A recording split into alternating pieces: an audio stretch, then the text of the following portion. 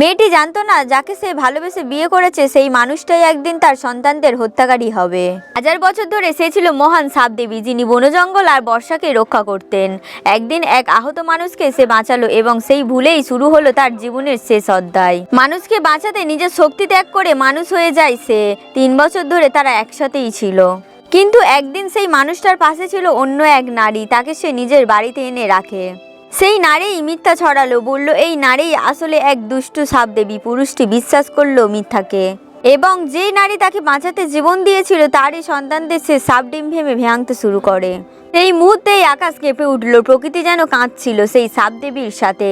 সে চিৎকার করে বলল, তুমি আমার প্রেম নিলে, বিশ্বাস নিলে, কিন্তু মাতৃত্ব কেন কেড়ে নিলে? এক ফোঁটা অশ্রু পড়ল মাটিতে, আর সেখান থেকেই জন্ম নিল এক বিশাল সাদা সাপ। সে আর মানুষ নয়, এবার হলো দেবী। আর সেই মুহূর্তেই মানুষটি বুঝলো যাকে সে দানব ভাবতো সেই আসলে তার ঈশ্বর। ভিডিওটি ভালো লাগলে চ্যানেলটি সাবস্ক্রাইব করে সঙ্গে থাকুন।